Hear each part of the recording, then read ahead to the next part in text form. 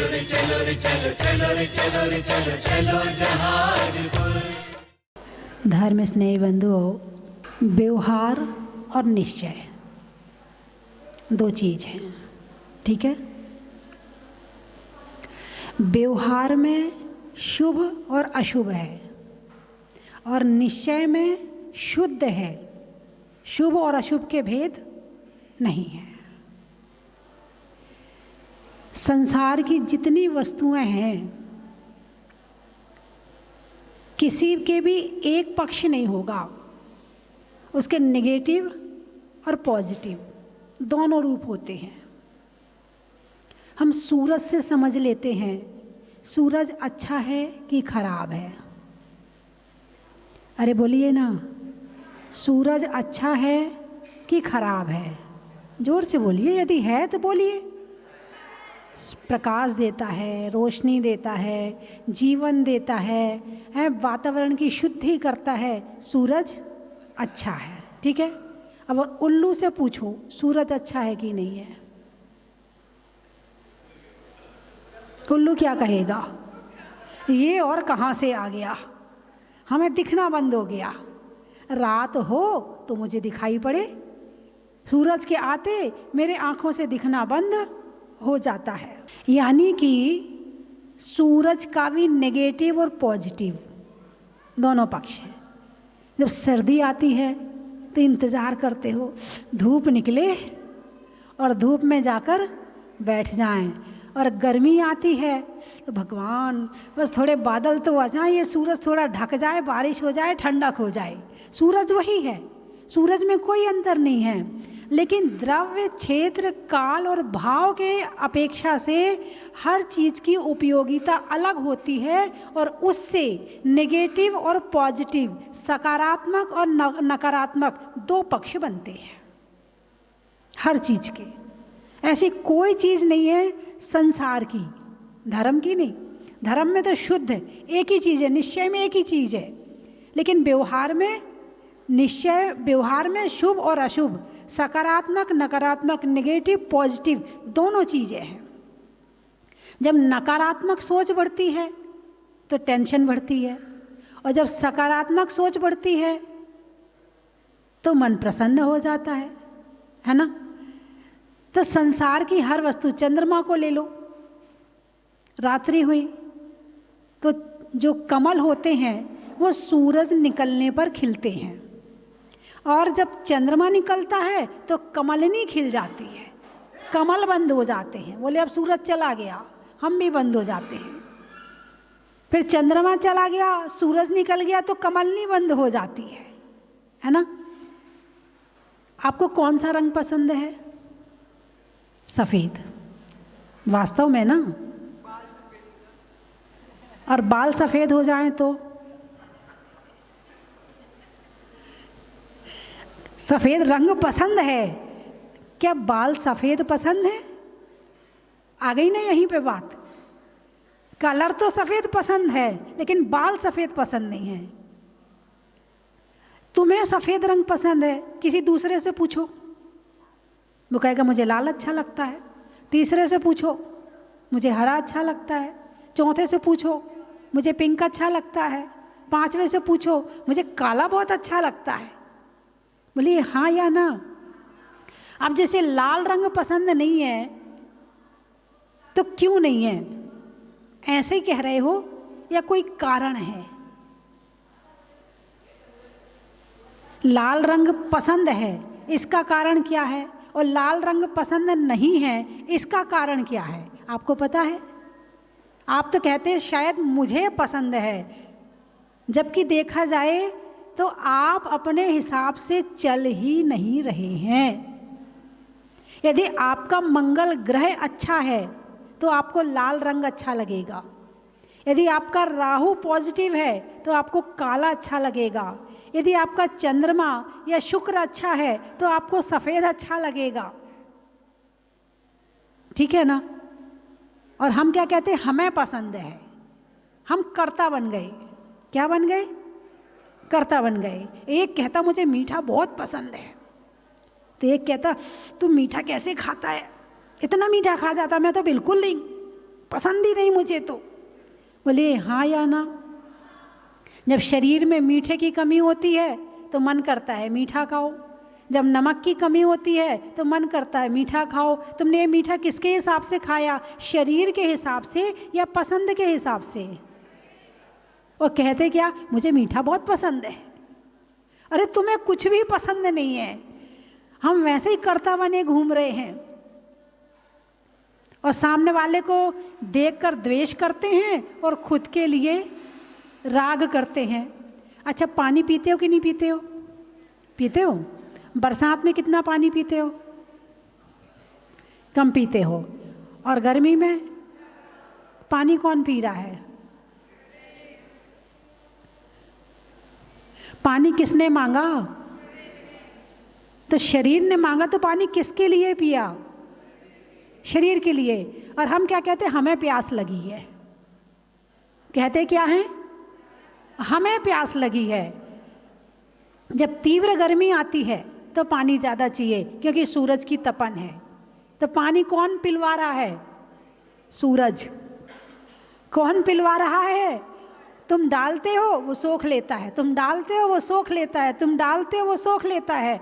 बस यही काम चल रहा है। और हम बीच में हो जाते कर्ता बन के कि हमें प्यास लगी है, हमें भूख लगी है। जब बारिश का मौसम आता है तो पेट अपने आप ही कमज़ोर हो जाता है, मंद स्थिति हो जाती है, तो आप ज़्यादा नहीं खा पी पाते हो, है ना। और जब सर्दी आती है तो फिर अब तिल्ली की पट्टी भी चाहिए, राजगिर के लड्डू भी चाहिए, अब मक्के की रोटी भी चाहिए। ये रोटी किसने खिलाई? तुमने खाई या मौसम ने खिलाई? किसने खिलाई? और हम क्या कहते हैं, हमें मक्के की रोटी बहुत पसंद, अब गर्मी में खा के बताओ। यदि तुम्हें पसंद है तो गर्मी में खा के बताओ। हम वैसे ही कर्ता बने घूम रहे हैं, हाँ या ना? है मौसम सारा काम कर रहा, हमारा सारा खाना पीना कपड़े हर चीज़ हमारे मौसम के हिसाब से हो रहे हैं। और हम वैसे बीच में फंस जाते हैं, हमें ये पसंद है, हमें वो पसंद नहीं है, हम ऐसा नहीं करते, हम ऐसे कपड़े नहीं पहनते, हम वैसे कपड़े नहीं पहनते। आधे लड़ाई झगड़े तो शांत हो जाएंगे यदि अपने आप को कर्तापन के बीच में से हटा लेंगे तो। नहीं, शरीर गर्मी का मौसम है, पानी पीना पड़ता है इसलिए पी रहे हैं। नहीं, मुझे प्यास लगती है इसीलिए पी रहा हूँ, ये मुझे हटाओ। ये मुझे हटा दोगे ना, आधे काम बिल्कुल सीधे हो जाएंगे। तो पॉजिटिव और निगेटिव जब हम कर्ता बन जाते हैं तो सामने वाला कहता अच्छा दिन भर मैं करता है, और जिस समय पर हम कहते नहीं हम नहीं कर रहे हैं, ये तो बस हो रहा है, तो सामने वाला कहता बहुत अच्छा है, बहुत बढ़िया है, बहुत अच्छा आदमी है, बहुत अच्छा स्वभाव है उसका, बहुत अच्छे से बोलता है, कभी अपने ऊपर तो लेते ही नहीं है। बोलिए हाँ या ना, आपको कौन सा व्यक्ति ज़्यादा पसंद है, जो मैं करता है वो, या जो कहता कि नहीं भाई सब हो रहा है हम कुछ नहीं कर रहे? कौन सा व्यक्ति पसंद है? सच बोलना, पसंद कौन सा है आपको? मैं वाला या तू वाला? मैं वाला कि मैं करता हूँ ये पसंद है?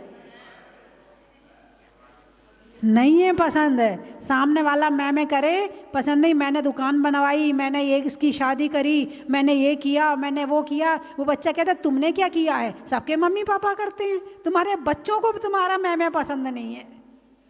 दूसरों की तो छोड़ो, तुम्हारे बच्चों को तुम्हारा मैं पसंद नहीं है। तो ये जो प्रतिदिन का ये जो चल रहा है ना, जो रूटीन में हम जीवन जी रहे हैं, ये अज्ञान पूर्वक जिंदगी चल रही है। और नेगेटिव सोच इंसान को बर्बाद कर देती है, और पॉजिटिव सोच तुम्हें भी सुखी कर देती है और सारी दुनिया को सुखी कर देती है। जो तुम्हारे साथ रहता है वो भी खुश रहता है, और दिन भर नेगेटिव सोच रखोगे तो वो सामने वाला भी दुखी रहेगा और तुम भी दुखी रहोगे। ये बात मुझे इसलिए बतानी पड़ रही है कि अब धन का पॉजिटिव और नेगेटिव करो। धन पॉजिटिव है कि नेगेटिव है? नाम तो धन है, धन का मतलब पॉजिटिव है, धन का मतलब पॉजिटिव। नाम तो उसका धन है, लेकिन वो ऋण भी करता है, वो हमारे जीवन के गुणों को घटाता भी है, हमारी कषायों को बढ़ाता भी है। जब धन कमाना पड़ता है तो पाप भी करवाता है, बिना पाप के धन आ ही नहीं सकता है। धन कमाने में पाप होता ही होता है। तो अभी जो लाइन चल रही है अपनी छेढ़ाला में कि धन समाज गजबाज राज तो काज ना आवे, कि धन काम नहीं आता है। अब ये बात आ गई निश्चय की। कौन सी बात आ गई? निश्चय की। व्यवहार में देखा जाए तो धन के बिना दो कौड़ी के नहीं, जिसके पास दो कौड़ी नहीं वो दो कौड़ी का नहीं, है ना। और यदि धर्म की बात आ जाए, जहाँ अध्यात्म की बात आ जाए, जहाँ निश्चय की बात आ जाए, जहाँ साधु संत की बात आ जाए, वहाँ दो कौड़ी हो तो दो कौड़ी का नहीं। यानी धर्म करने में, निश्चय धर्म करने में धन की कहीं से कहीं तक जरूरत नहीं है। ध्यान करने में कौन सा पैसा लगता है? यदि आप आंख बंद करके बैठ जाओ और ध्यान कर रहे हो, नमोकार मंत्र का ध्यान करें, चलो और गहरा ध्यान तो छोड़ो, आप नमोकार मंत्र का ध्यान कर रहे हो तो कितने रुपए लगते हैं नमोकार मंत्र का ध्यान करने में? भगवान का नाम लेने में कितने रुपए लगते हैं? नहीं लगते। स्वाध्याय करने में कितने रुपए लगते हैं? नहीं लगते हैं। फिर लोग ये क्यों कहते, माता जी हमारे पास होता तो हम तो खूब धर्म करते, हमारे पास तो है नहीं है, हम इसलिए धर्म नहीं कर पा रहे। जबकि उल्टा है, नहीं है तो तुम ज़्यादा कर लोगे। मन तुम्हारा क्योंकि जब रहेगा तो उसको संभालने का चक्कर, उसको बचाने का चक्कर, उसको उसकी सुरक्षा का चक्कर, और जब नहीं होगा तो ज़्यादा धर्म हो जाएगा। जब दीक्षा लेते हैं तो क्या छुड़ाया जाता है, क्या त्याग करवाया जाता है? सेठी जी क्या हुआ, सो गए क्या? जब दीक्षा लेते हैं तो क्या त्याग करवाया जाता है? धन का। किसका त्याग करवाया जाता है? धन का। क्यों भाई, धन का त्याग क्यों करवाया? धन तो अच्छी चीज है, धन का त्याग क्यों करवाया? क्योंकि जब तक मन धन में रहेगा तब तक स्वाध्याय में लगने वाला नहीं है, ध्यान में लगने वाला नहीं है। यहाँ तक कि बिल्कुल सब कुछ छोड़कर, अभी वर्तमान में तो संघनन नहीं है, इसीलिए हमारे मुनिराज इस समाज के बीच में रहते हैं, वरना पहले के मुनिराज जिनके शरीर का संघनन होता था वो जंगल में रहते थे, सब कुछ छोड़ के जंगल चले जाते थे। तो जंगल क्यों जाते थे? अरे बोलिए ना, तो जंगल में ध्यान लगता है क्या? ऐसी कौन सी चीज़ है जंगल में जो वो कहती है ध्यान लगा लो?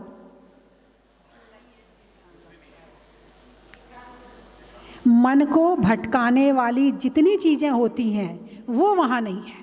वहाँ परिवार नहीं है, वहाँ समाज नहीं है, वहाँ पर धन नहीं है, वहाँ पर दुकान नहीं है, वहाँ पर गृहस्थी संबंधी चर्चाएं नहीं हैं, वहाँ पर बार बार आने जाने वाले नहीं हैं, वहाँ पर इस तरह का कोई नहीं है कि मन भटके। अब वहाँ एकांत मिल गया। अब एकांत से मिल गया और भटकने वाली चीज़ों से हट गए तो बस अपने आप ध्यान लग जाएगा।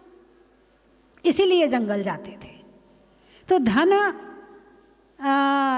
के दो पक्ष, पॉजिटिव और नेगेटिव। अब जैसे एक पिकनिक मनाने के लिए गए, 5-7 जने पिकनिक मनाई, खाया पिया, आने लगे तो एक नींबू बच गया था। क्या बच गया था? नींबू। अब आपस में बैठे चर्चा कर रहे, बोले इस नींबू का क्या करें? एक बोला फेंक देना यहीं, काय को बचा के ले जाना है। दूसरा बोला भाई रख ले, अभी रास्ता लंबा है अपना, रास्ते में पता नहीं कहाँ काम आ जाए। तीसरा बोला काय को नींबू के चक्कर में पड़ रहे हो, यहीं पे शिकंजी बनाओ, पियो और चलो यहाँ से। यानी नींबू एक है और विचार अनेक हैं। नींबू एक है और विचार अनेक है। ऐसे ही धन एक है और विचार अनेक है। एक धन से धर्म कर लेता है और एक धन से पाप कर लेता है। रावण के पास में धन था कि नहीं था? उसने क्या किया? अपने धन का अहंकार किया। क्या किया? धन का अहंकार किया। तो धन ने उसे कहाँ भेज दिया? हैं? धन ने भेजा क्या? किसने भेजा? उसने अपने धन का उपयोग भोग में किया, लड़ाई में किया, झगड़े में किया, दूसरों को परेशान करने में किया, दूसरों को सताने में किया और उस धन का अभिमान किया, इसलिए नरक चला गया। सोने की लंका थी उसके पास में। तुम्हारे पास कितना सोना है? उसके तो जो पिलर थे ना, जो पिलर, ये जो तुम्हारे यहाँ जो सीमेंट के लोहे के बने होते हैं, उसके पिलर सोने के थे। उसका महल सोने का था, उसका पलंग सोने का था। और उसके बाद धन अपने आप में कुछ नहीं है। यदि एक सोने का पहाड़ जंगल में है, किसी काम का है? कोई कीमत उसकी? अरे बोलिए ना। अब कोई पहुंच जाए वहाँ, एक व्यक्ति, फिर क्या होगा? किसने करी कीमत? क्योंकि उसका मोह उसमें है, उसकी कीमत उसमें है। उसकी जो आत्मा की कीमत करता है उसके लिए धन की कीमत नहीं होती है, और जो धन की कीमत करता है उसे अपनी आत्मा की कीमत नहीं पहचान पाता है। एक रास्ते में चौराहे पर बहुत बड़ा सोने के सिक्कों का ढेर लगा था। दूसरे चौराहे पर एक साधु बैठा हुआ था। तो 3 व्यक्ति वहाँ से जा रहे थे, तो उसी रास्ते पर जाने लगे। तो साधु ने कहा, वहाँ मत जाओ, वहाँ मौत है। पागल है क्या? दिमाग खराब है? ऐसे कोई होता कि रास्ते में कोई मौत होती? हाँ हाँ, वहाँ मौत है। नहीं माने। साधु को हर कोई समझ पाए, ये दृष्टि सबके पास में नहीं होती है। साधु की क्वालिटी को, साधु के ज्ञान को, साधु की चर्या को हर कोई समझ पाए, वो नज़र सबके पास में नहीं है। धर्म की महिमा को। तो अब वो जो है चल दिए आगे। आगे जाके देखा, अरे यहाँ तो सोने के सिक्कों का ढेर लगा हुआ है। अब 3 है तो बंटवारा 3 में होगा। अब 3 में होगा, बोले चल गिनते हैं बैठ के, इसके 3 हिस्से करते हैं। अब गिनने बैठे, माल बहुत था, थक गए गिनते गिनते, भूख लग गई। तो उसने कहा, बोले 2 जने जाके जो है ना, 2 जने एक जाके जरा बाहर से भोजन खरीद के ले आए, फिर अपन भोजन करके फिर गिनना शुरू कर देंगे। अब एक गया भोजन के लिए, उसने पहले तो वहाँ बैठ के भरपेट भोजन किया। अब मन में आया कि यदि ये सोना सारा मुझे अकेले मिल जाए तो कैसा रहे, और मिले कैसे? अब वो 2 भी हैं तो कैसे मुझे अकेले मिलेगा? अब जो भोजन लाया उसने उसमें जहर मिला दिया। क्या मिला दिया? जहर मिला दिया। अब ये 2 यहाँ पर विचार कर रहे हैं कि इसके 3 हिस्से करने पड़ रहे हैं। यदि हम तीसरे को मार दें तो 2 हिस्से में काम हो जाएगा, उसका हिस्सा भी हमें मिल जाएगा। अब ये दोनों उसका इंतज़ार कर रहे, हाथ में लाठी है। जैसे ही वो आया, दोनों ने मिलकर उसके सिर को फोड़ दिया, वो मर गया।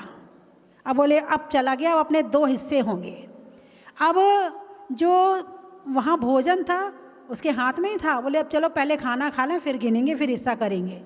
और दोनों ने खाया। अरे बोलिए ना, दोनों मर गए। साधु ने क्या कहा था? गलत कहा था क्या? सही कहा था। जो धन की मूर्छा में पड़ गया समझ लो मौत ही है।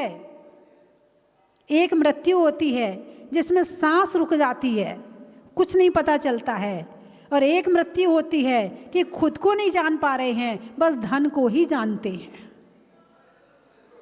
खुद की तरफ से मृत्यु है और दूसरे के परिग्रह की तरफ से जी रहे हैं। मूर्छा परिग्रह, मूर्छा परिग्रह क्या कहा है? मूर्छा परिग्रह, सोना को परिग्रह नहीं कहा, चांदी को परिग्रह नहीं कहा, मकान को वो बाद में कहेंगे, वो जब 10 भेद करेंगे तब कहेंगे उसमें हिरण्य सुवर्ण धन धान्य दासी दास कुप भांड, ये बाद में कहेंगे। लेकिन शॉर्ट में यदि कोई परिभाषा करनी होगी तो क्या परिभाषा है? बोले मूर्छा परिग्रह। मूर्छा, मूर्छा किसे कहते हैं? जब कोई व्यक्ति बेहोश हो जाता है उसे क्या कहते हो? मूर्छित हो गया, यानी अब उसे होश नहीं है ना। और जब परिग्रह के मोह में पड़ते हैं तो आत्मा की तरफ से मूर्छित हो जाते हैं, आत्मा की तरफ से मूर्छित हो जाते हैं, क्योंकि मोह अब वहाँ चला गया। अपनी तरफ से सो गए और धन की तरफ से जाग रहे हैं। 11वां प्राण कहा है, कितना प्रेम करते हो?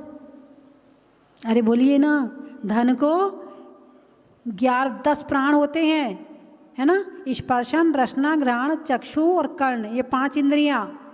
मन बल, वचन बल, काय बल, ये 3 बल, आयु और श्वासोच्छ्वास, इनसे हमारा जीवन चलता है। लेकिन धन को 11वां प्राण कहा है। चमड़ी चली जाए, अरे बोलिए ना चमड़ी चली जाए मगर दमड़ी ना जाए, छोड़ेगा नहीं। एक बंदर है, तो वो बंदर एक घड़े में, घड़ा का मुंह वो छोटा सा होता सुराई वाला, उसमें चने भर दिए और उसमें जो है, और जहाँ बंदर थे वहाँ रख दिया।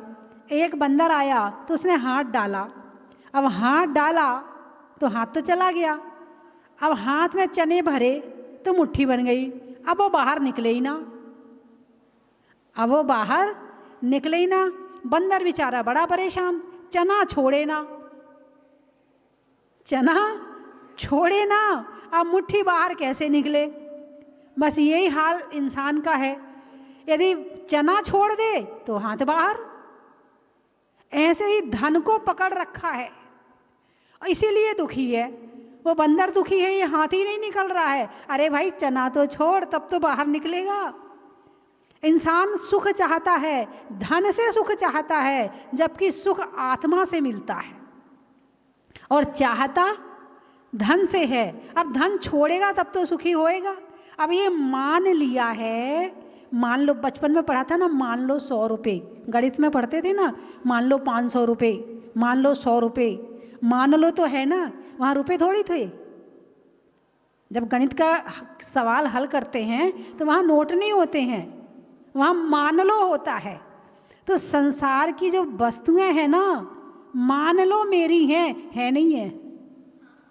यदि मेरी होती तो मेरे साथ जाती, मेरी होती तो मेरे साथ जाती। तो हमने माना हुआ है कि मेरा है, मेरा है नहीं है। दवाई क्यों होती है? रोगों को ठीक करने के लिए, है ना। दवाई शौक से खाता है कोई? अरे बोलिए ना, नहीं। अच्छा, भोजन क्यों होता है? शरीर को चलाने के लिए। धन क्यों है? भाई कपड़े क्यों हैं? मौसम से रक्षा करने के लिए। मकान क्यों है? रक्षा करने के लिए, सुरक्षा से रहने के लिए। धन क्यों है?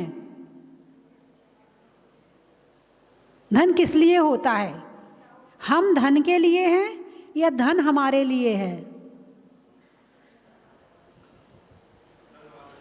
अरे बोलिए ना, हम धन के लिए हैं या धन हमारे लिए है?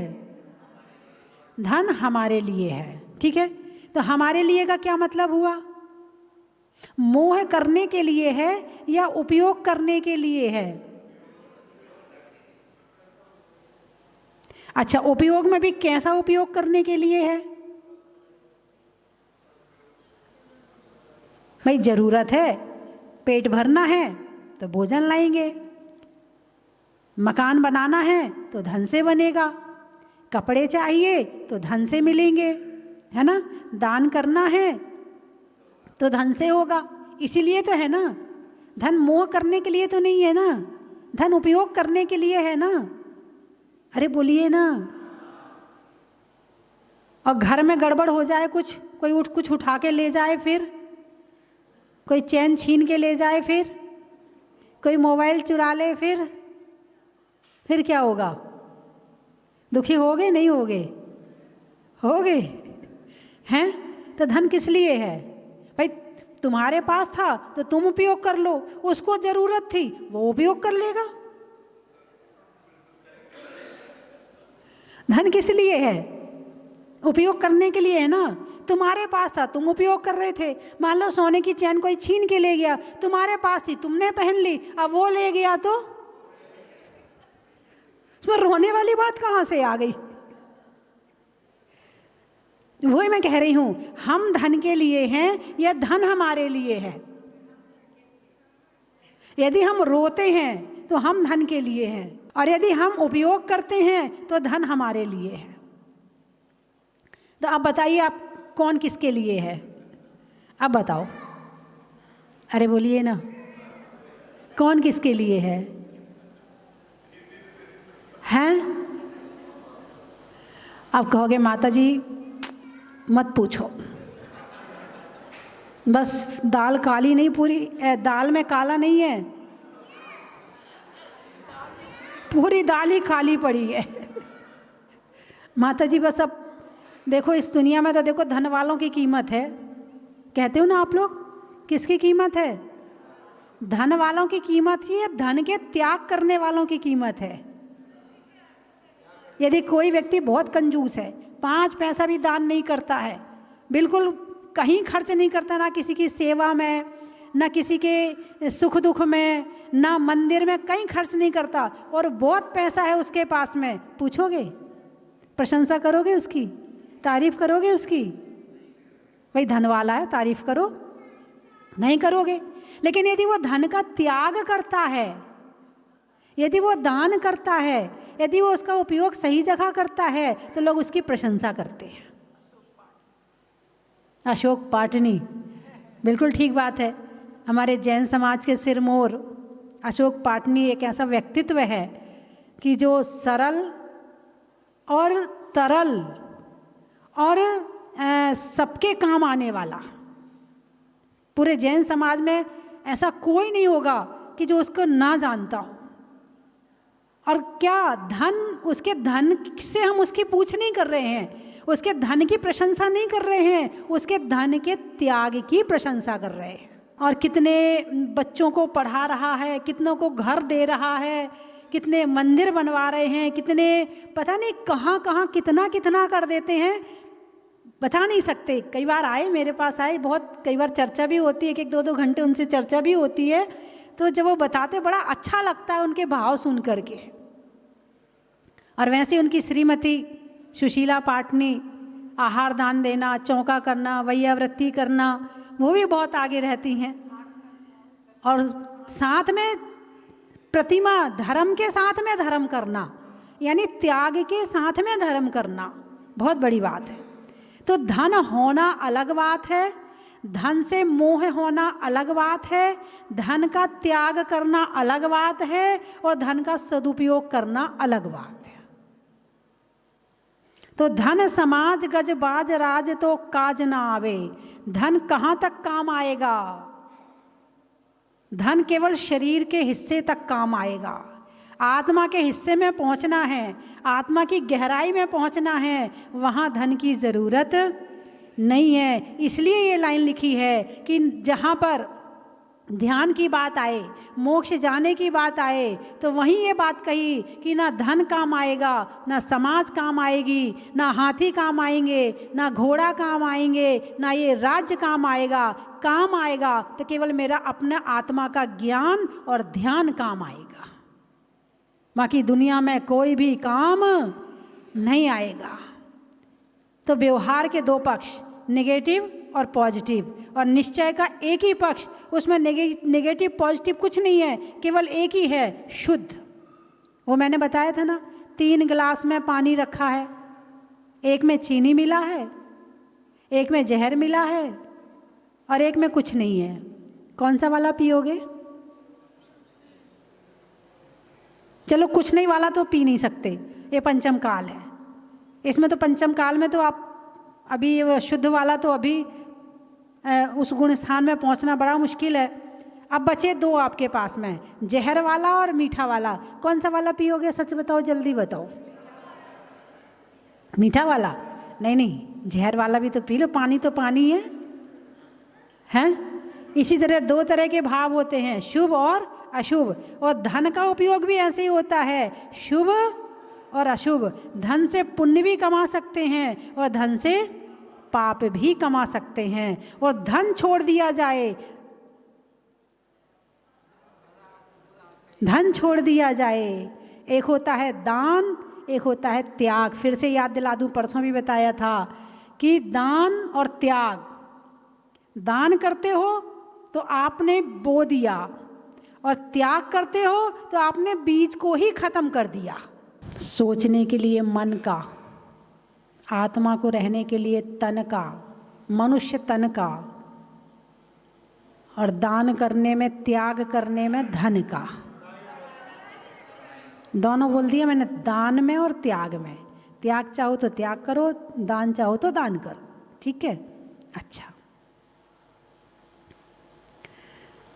महलों में ताज का, बटन में काज का, और रहने में समाज का।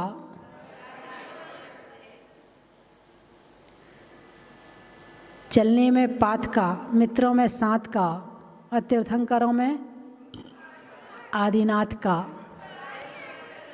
सेठों में ठाट का, बनिया में बाट का, और होने वाले 24 घंटे के अखंड। स्वर्ग में अमर का, ढुराने में चमर का, और पाठों में भक्तामर का।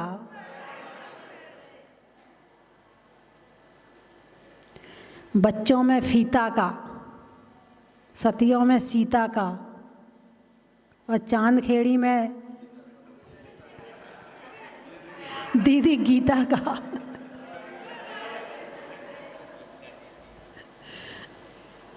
और हमारे, जब से मैं यहाँ आई हूँ तब से सारे चांदखेड़ी खानपुर वालों को चैन नहीं है। भागम भाग, घर बस खाने बनाने जाते हैं घर, और सोने जाते हैं, बाकी भाग भाग के मंदिर वापस आ जाते हैं। धर्म कमाते हैं, पुण्य कमाते हैं, ज्ञान कमाते हैं, है ना? और हमारे अशोक जी और उनकी श्रीमती चंद्रकला सेठी गए नहीं, जिस दिन से पहुँचे हैं घर वापस। एक बार जोरदार तालियां बजाइए। तो हमारे महेंद्र जी कांसल जी भी जब पिछले बार मैं यहाँ आई थी तब यहीं पर मिले थे मुझे, तभी परिचय हुआ था। और सेवा भावी और धर्म में समर्पित और भगवान की सेवा में समर्पित, और उनकी श्रीमती साथ में उनका पूरा साथ देती हैं। एक बार उनके लिए भी जोरदार तालियां बजाइए। और हमारे जितने युवा बच्चे यहाँ रोज़ अभिषेक करने आते हैं, एक बार उनके लिए तालियां बजाइए। और उनके मम्मी पापा के लिए भी तालियां बजाइए, अच्छे संस्कार दिए मम्मी पापा ने। एक बार खानपुर वालों के लिए भी तालियां बजा दो, इतने धर्म कर रहे हैं वो भी। और एक बार बाहर वालों के लिए भी बजा दो।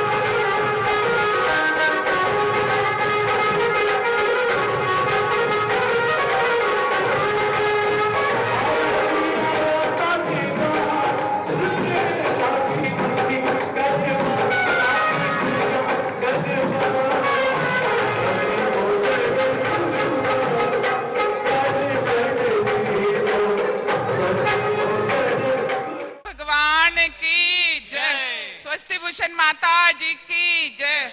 आज हमको यहाँ पर ऐसा लग रहा है जैसे हम स्वर्ग में आए हैं। रात में तो ऐसा लग रहा था कि बहुत ही बढ़िया, ऐसी शांति लग रही थी, ऐसा लग रहा है कि यही रुक जाओ। बहुत ही बढ़िया सुविधा है। और सबसे मुझे यहाँ की सुविधा ये अच्छी लगी कि यहाँ माता जी ने जो गाड़ियाँ चला के ड्राइवर लोग आते हैं उनके लिए व्यवस्था की, वो सबसे बड़ी व्यवस्था मुझे अच्छी लगी। और सब मंदिर तो इतना बढ़िया है और मूर्त इतनी सुंदर है कि बस बाबा को देखते ही रहो। जय बोलो मुनीसुरतनाथ भगवान। वैसे हम लोग भी पैठन से हैं, हमारे यहाँ भी अतिशयकारी चमत्कारी मुनीसुरतनाथ भगवान है, उनका भी बहुत अतिशय है। और जो मेरे दामाद जी आए हैं वो भी खातेगांव से है, उनके यहाँ भी मूलनायक मुनीसुरतनाथ भगवान है, वो भी चमत्कारी है। ऐसे हम सब मुनीसुरतनाथ भगवान के छत्र छाया में पल रहे हैं। बस ऐसा ही भगवान का आशीर्वाद हम सब पे बना रहे, यही भगवान से प्रार्थना करती हूँ। जय जिनेन्द्र।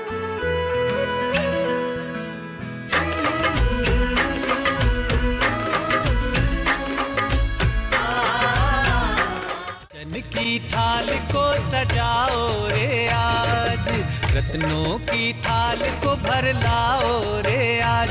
आओ आओ करे रे गुणगान आरती भगवन की।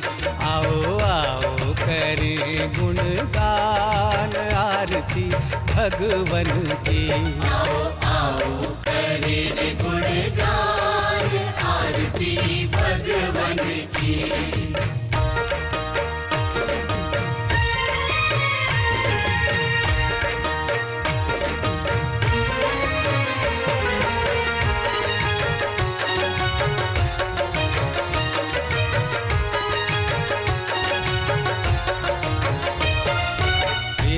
सुमित्र के राज दुलारे, माँ पद्मा जी के नैनों के तारे।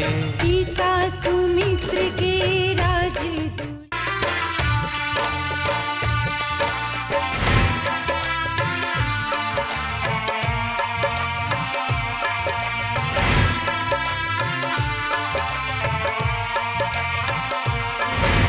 चलो रे चलो रे चलो, चलो रे चलो रे चलो, चलो जहाजपुर।